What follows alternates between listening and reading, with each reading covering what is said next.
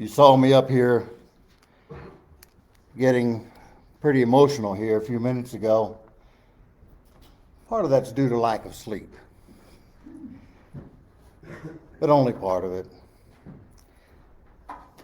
This week's lesson has required more research than just about any lesson I've done in a while.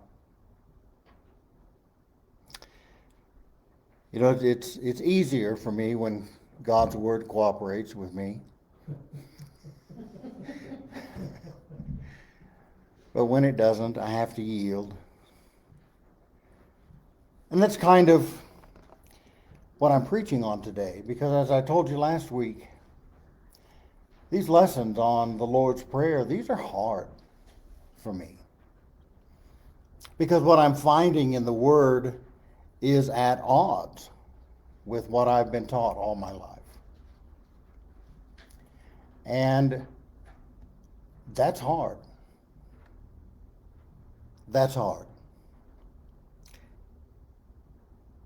You know, I've taught lessons on all kinds of things. I've taught on suicide. I've taught on abortion. I've taught on same-sex attraction. I've taught on giving. I've taught on paying taxes. I've taught on all manner of things addressed by the Scriptures. But there's nothing I've taught on that has been resisted as strenuously as have the lessons I've brought to you over the last few weeks on the Lord's Prayer. But every week, since I got onto this topic, I've received communication from longtime listeners, people who know me and who know my teaching, telling me that I must be wrong about this and giving me various reasons why I must be wrong about what I'm saying. We don't pray memorized prayers. Not in the Church of Christ. We never have. I don't think we ever will. We don't want to. We don't have to. And you're certainly not going to change my mind about this. Which I think is a strange response, understandable, but strange, coming from people who have dedicated themselves to conforming the church in all matters of faith and practice to that which is received in the New Testament by way of command, example, or necessary inference. But I've demonstrated to you beyond circumspection that in Matthew 6 and Luke 11, the Lord has commanded us to pray the Lord's Prayer, and that the first century church did, in fact, pray the Lord's Prayer when they met together. Because in Acts 2:42, we see plainly that in the early church, they continued to hold firmly to the teaching of the apostles, to the fellowship, to the breaking of the bread, and to the prayers. And in chapter 8 of the Didache, it's confirmed that one of the prayers that was prayed in those early meetings of the church was the Lord's Prayer. But after my lesson aired last week, I received a number of questions from a regular listener. Now, I know this listener very well, and I want to say at the outset that I respect this man very much, and I have no question as to his sincerity, to his good intentions, to his Bible knowledge, and to his soundness of his thinking. And I hope that if he's listening now online, that he appreciates my sincerity and good intentions in answering these questions today. And I very much hope that my responses today are received with the same level of love and goodwill that I feel toward him, even if my critique of the questions themselves may be somewhat harsh. The first question was, well, Joe, which has more authority, the Didache or the Lord? To which I responded promptly, well, obviously, we obey the Lord. We don't rely on the Didache to bind the conscience, to guide us in the matters of faith and practice of the church. Now that answer was accepted, but the question was not left alone. Because the next question was, well, the Didache commands its readers to pray the Lord's Prayer, but the Lord never gave such a command. In Matthew 6:9, the Lord said only, after this manner, therefore, pray ye, which precludes the use of any set prayers. Now, that caught me off guard, the part about precluding set prayers, because in my mind it's a non sequitur. But let me unravel it for you. You see, there's a school of thought in our tradition that the default answer to every question one can ask of the New Testament is no. Or, as this position has classically been stated, whatsoever is not commanded is sin. Now, the man who posed this question is not an adherent to this school of thought. I don't think so. He's a clear thinker with a very sharp mind, and that kind of thinking is, quite frankly, I think, beneath him. We all have moments, though, of weakness when we're not at our best, and we throw something out there that we know may not be anything more than special pleading. I've been there. And for those of you who've been there, I just want you to know I've got your back.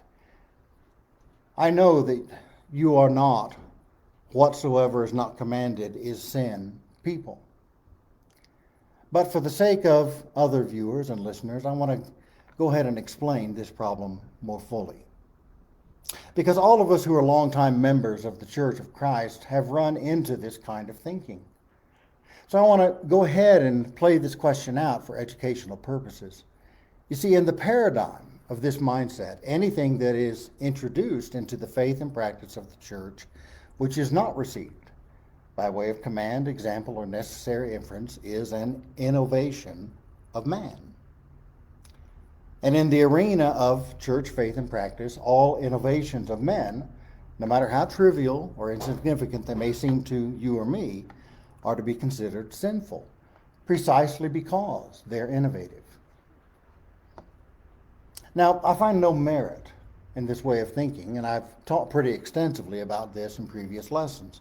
And if you want to hear more about that, I invite you to go online and listen to lessons number 397 through 402 in the Life of Christ series.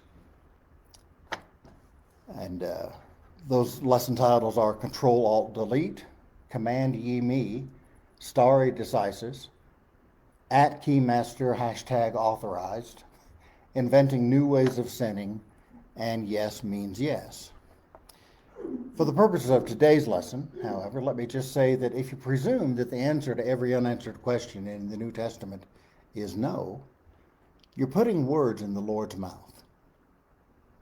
Words that he never said. Presuming to command others where the Lord has chosen to remain silent. And if you apply the principle that whatsoever is not commanded is sin to Matthew 6:9, the results are pretty disastrous, involving double, triple, and perhaps even quadruple negatives. And you put yourself, as a teacher of the word, in a very untenable position.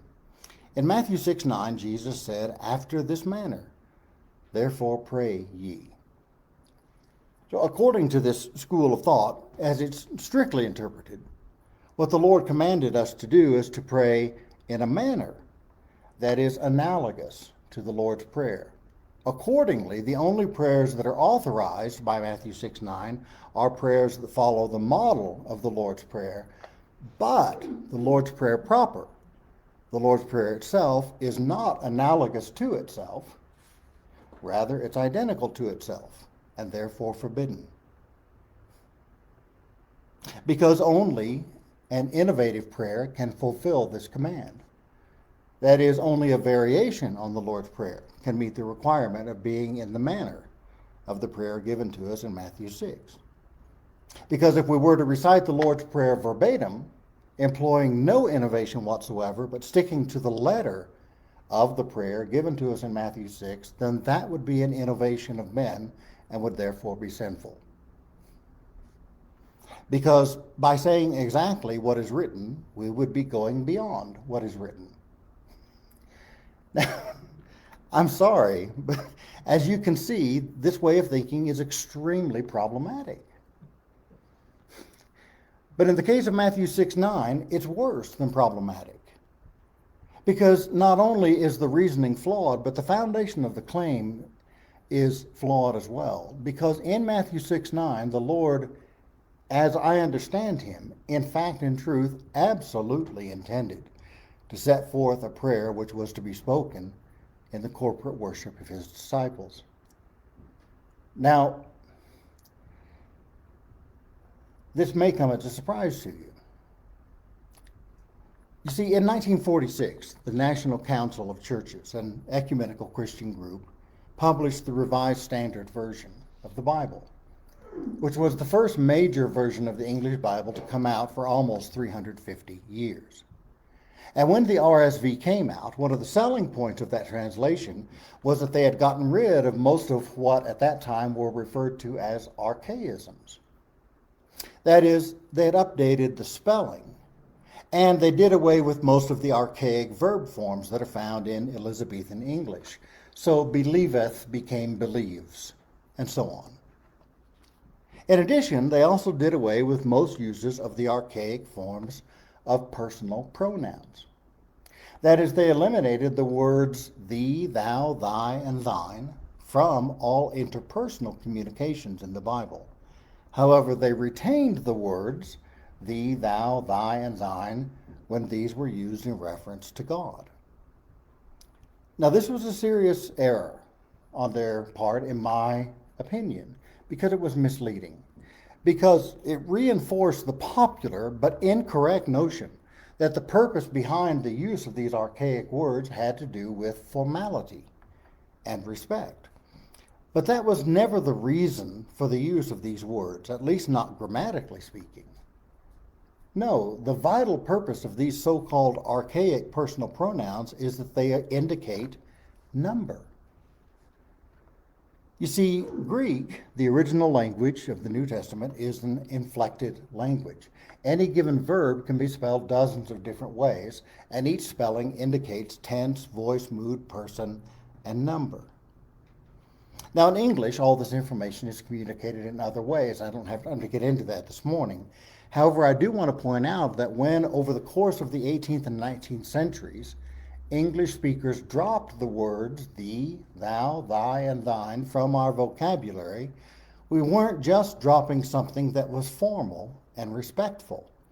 We were getting rid of a whole category of language. We were getting rid of number-specific personal pronouns. You see, it used to be that everyone knew that when you said thee or thou, that was singular. But when you said you or ye, that was plural. Now, why does that matter? Well, let me talk you through it. In Matthew 6, 5 through 6, as it reads in the King James, we find the following. And when thou prayest, thou shalt not be as the hypocrites are, for they love to pray standing in the synagogues and in the corners of the streets, that they may be seen of men. Verily I say to you, to all of you, they have their reward. But thou, you individually, when thou prayest, enter into thy closet. And when thou hast shut thy door, pray to thy Father, which is in secret. And thy Father, which seeth in secret, shall reward thee openly. Now, the English here reflects the Greek exactly. In these verses, Jesus is speaking in the singular. He was addressing us as individuals, and this is the model that he gave us for private prayer. But now take a look at Matthew 6, 7 through 9. And take note that the personal pronouns in these verses do not begin with th, but with y. But when ye pray, use not vain repetition, as the heathens do, for they think that they shall be heard for their much speaking. Be not ye, therefore, like unto them, for your Father knows what things ye have need of before ye ask him. Therefore, after this manner, pray ye. Here the Lord's not telling us how to pray as individuals, but he's telling us how to pray as a group, as a body. He's telling us how to pray when we are plural, when we're all together. When you're alone, he says, go into your prayer closet. But when you're together, pray like this. And then he goes ahead and gives us words to say, which only makes sense. After all, when we all pray together, if our prayers were spoken out loud, then what would it be like if we were all saying our own words? Well, it would be cacophony. It would be every bit as chaotic as the anarchy that Paul condemns in 1 Corinthians 14 in regard to speaking in tongues. Beloved, Jesus here is not giving us a general outline by which to structure our individually worded prayers. What Jesus is saying is, when you're praying as a congregation, when you're all praying together as a body, this is what you should say.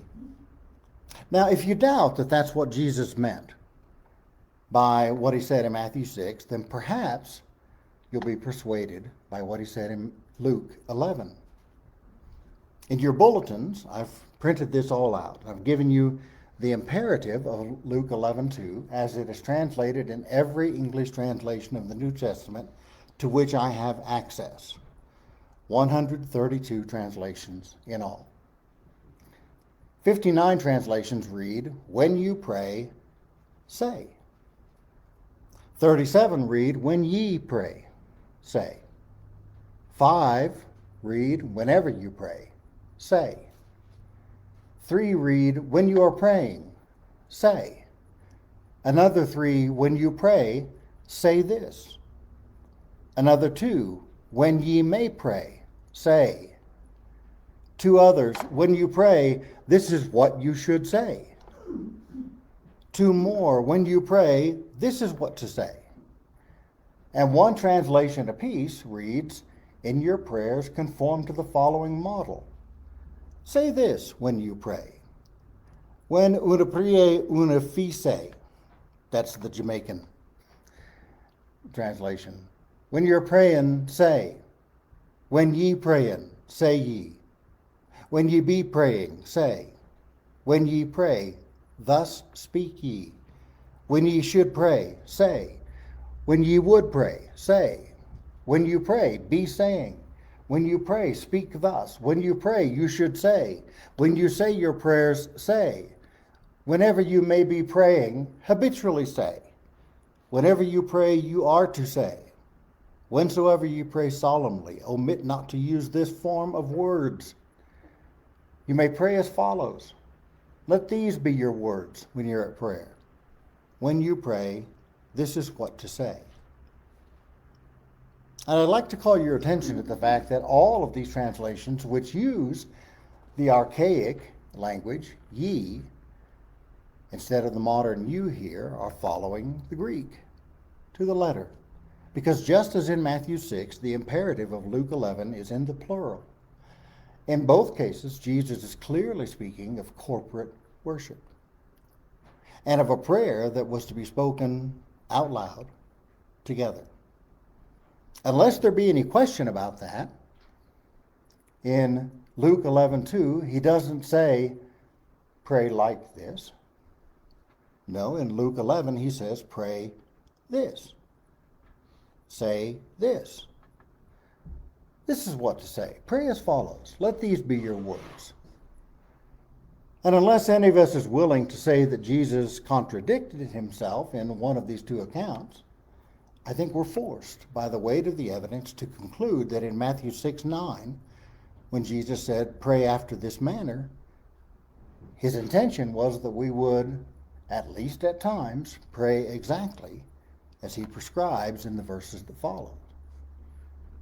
And that brings us back to the first question that was asked of me after my lesson last week, which question was, which has more authority?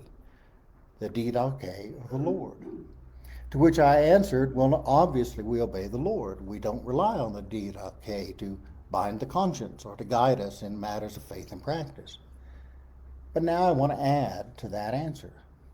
Because yes, the didache does commanded its readers to pray the Lord's Prayer. But that isn't the command that I'm attempting to reconcile with my own faith and practice. As far as spiritual authority is concerned, I don't care what the Didache says. All the Didache does is to establish the fact that historically it appears that the first century church was obedient to the Lord when it came to praying the Lord's Prayer.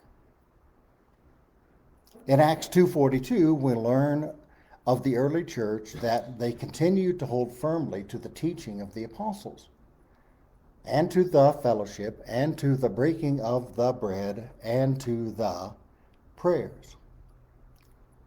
And all that the Didache does is to confirm that at least one of the prayers that they were praying together in their corporate worship together was the Lord's Prayer. And this brings us to the third question that was asked of me after my lesson last Sunday morning, which wasn't really a question so much as it was a challenge. Because what was asked was, you said that you could find only 2 translations of Acts 2:42 that say the prayers, as opposed to prayer. Now, isn't that a rather small number?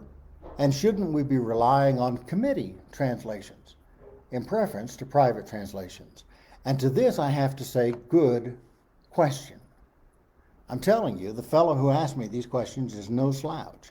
He knows his stuff. And he's been listening to me very carefully, and I appreciate that more than I can say. And I take full responsibility for what I have said and for the fact that this question came up. You see, in a previous lesson, I stated that of the 80 some odd English translations represented in the Bible Gateway website, only 2 include the definite article, the, all of the 6 times that it appears in the original Greek rendering of Acts 2:42. However, there are far more than 2 translations of the Bible that follow the Greek closely in regard to the question at hand, appending the definite article the to the word prayers to arrive at the rendering the prayers. This week I did exhaustive research on Acts 2:42 and found that there are no fewer than 43 English translations of the Bible which report to us that the earliest Christians held steadfastly to the teaching of the apostles and to the fellowship and to the breaking of bread and to the prayers, better than half of which are committee translations. In addition, I found the same phenomenon in no fewer than 31 non-English translations, all of which are committee translations. So in addition to the earliest copies of the Greek and Aramaic and Coptic texts that we have, all of which testify that the early church were engaging in something referred to as the prayers, we have examples of this being carried over by hundreds of scholars into English, Norwegian, Spanish, Hiligaynon, Danish, Arabic, Icelandic, Hungarian, French, Maori, Tagalog, Dutch, German, Portuguese, and Swedish. No fewer than 74 translations in all. Now, there could be more than that, because at least 20 of the translations represented on the Bible Gateway are in languages to which I do not have access. So I could not research those for this lesson. The point is that fully 33% of English translations of the Bible have been rendered in such a way so as to inform us that the earliest Christians were engaged in something that was called the prayers, which in my opinion, my understanding of the scripture, points to known prayers. Which prayers, according to every translation of Luke 11:2, and according to any proper understanding of Matthew 6:9, certainly ought to have included the recitation of the Lord's Prayer. And according to the Didache, it did include the Lord's Prayer. Yet, even the most well-informed, the most well-educated, the most honest, the most tender-hearted, the most well-intentioned of us in the Restoration Movement Churches of Christ have a very hard time accepting this. and accepting that this very probably ought to be our practice as well. And what grieves me most about that is that that list of people includes me. I want to be a good and faithful servant to the Lord, but I don't want to recite the Lord's Prayer in church. I just don't want to. James 1:22, but be doers of the word and not hearers only, deceiving yourselves. John 14:15, if you love me, you will keep my commandments. Isaiah 1:19, if you are willing and obedient, you shall eat of the good land. But I don't want to recite the Lord's Prayer in church. Luke 6:46, why do you call me Lord, Lord, and do not do what I tell you? John 14:23, if anyone loves me, he will keep my word, and my Father will love him, and he will come to him and make our home with him. Romans 6:16, do you not know that if you present yourselves to anyone as obedient slaves, you are slaves of the one to whom you obey, either of sin, which leads to death, or of obedience, which leads to righteousness?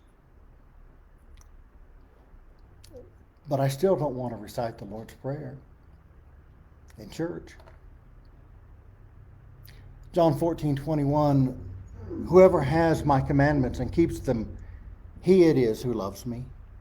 And he who loves me will be loved by my Father, and I will love him and manifest myself to him. Matthew 7:21, not everyone who says to me, Lord, Lord, will enter the kingdom of heaven, but the one who does the will of my Father who is in heaven. 1 Peter 1:14, as obedient children, do not be conformed to the passions of your former ignorance. Titus 2:9, slaves are to be submissive to their own masters in everything. They're to be well-pleasing, not argumentative. But I don't want to recite the Lord's Prayer in church. 2 Corinthians 10:5, we destroy arguments and every lofty opinion raised against the knowledge of God, and take every thought captive to obey Christ. Hebrews 12:9, besides this, we've had earthly fathers who disciplined us, and we respected them. Shall we not much more be subject to the Father of spirits and live? Acts 5:29, but Peter and the apostles answered, we must obey God rather than men. But I don't want to recite the Lord's Prayer in church. 1 John 5:3, for this is the love of God, that we keep his commandments, and his commandments are not burdensome. Romans 13:5, therefore one must be in subjection, not only to avoid God's wrath, but also for the sake of conscience. Matthew 7:14, for the gate is narrow, and the way is hard that leads to life, but those who find it are few.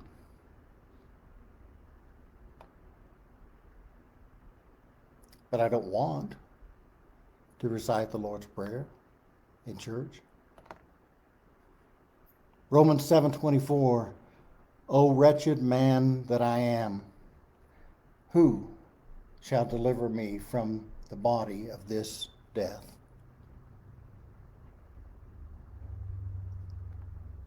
Come back next week and I'll tell you. Beloved, this is a serious matter to me. I mean, you've heard preachers a lot of times say, well, I'm preaching to myself as much as I'm preaching to you. I don't say that very often, but I'm saying it now. I am persuaded in my mind. I am not persuaded in my heart. How do I reconcile that? Like I said, come back next week and I'll begin to tell you. That's my lesson for today.